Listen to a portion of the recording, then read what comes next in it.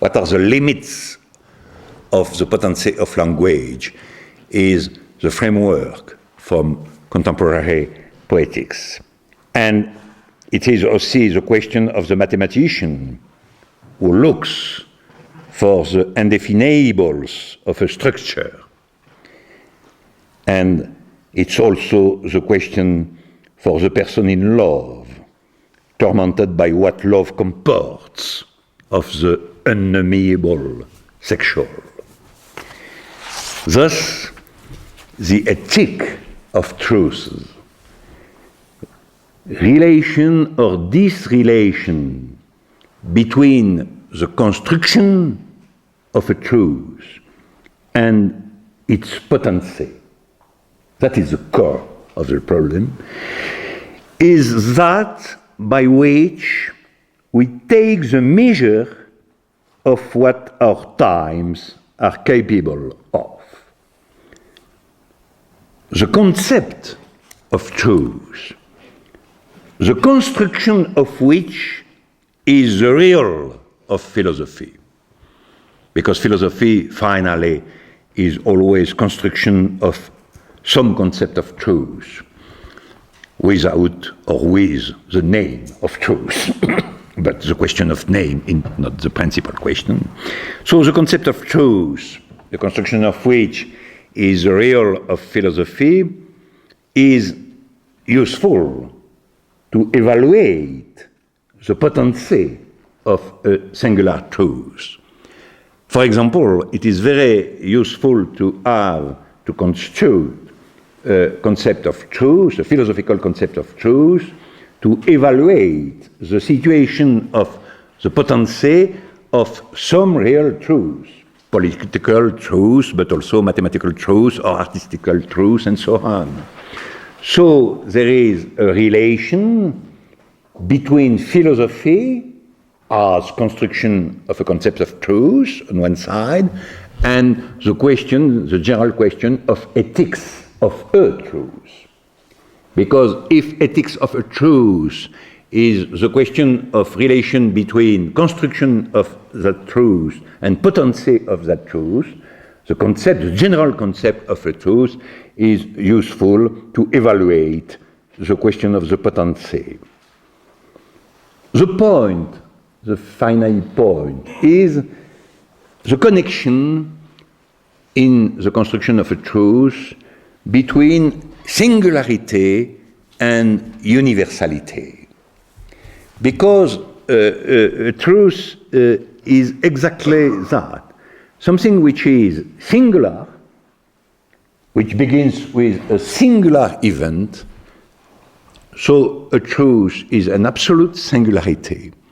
But it's also something, the anticipation of which is universal. So a truth is a mixture in a real process of singularity and universality.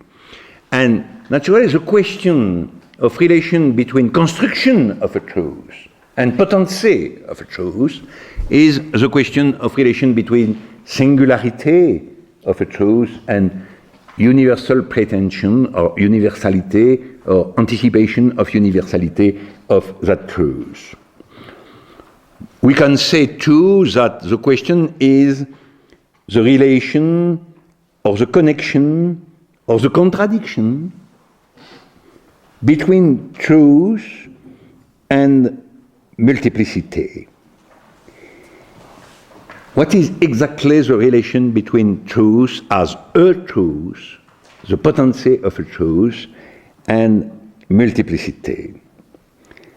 Our experience is, on that point, something absolutely true, because if something is not absolutely true, is not true at all. Absoluteness is a predicate of truth, but something absolutely open. And the connection with, in the two, something absolutely true and something absolutely open, is the real question of relation between construction of a truth and potency of a truth. So we prescribe a philosophical world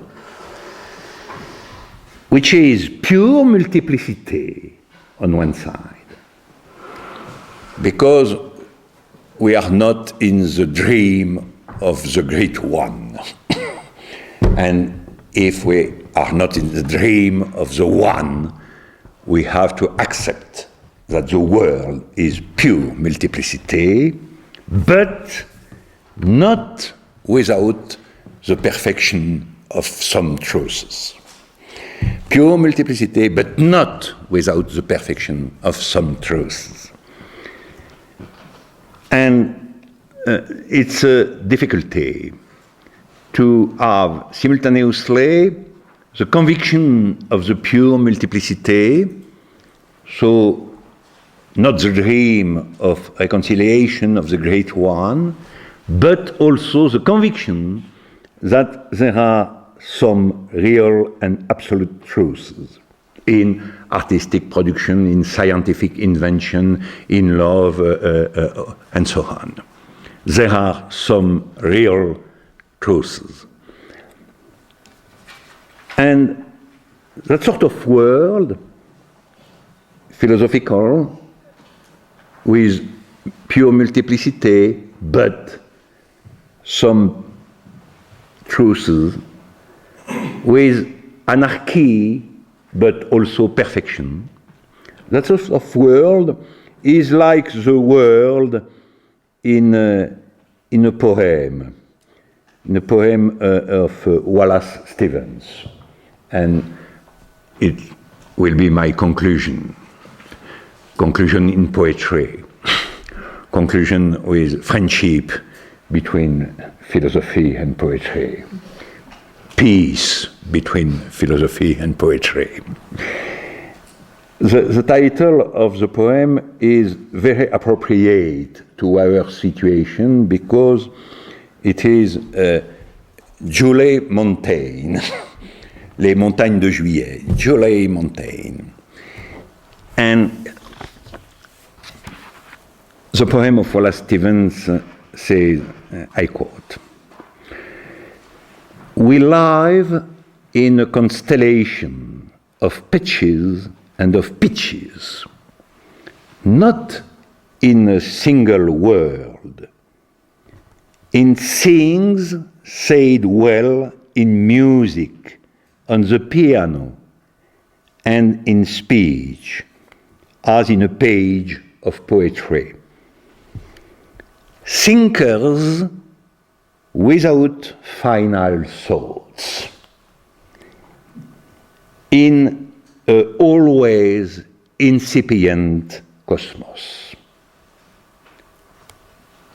The end.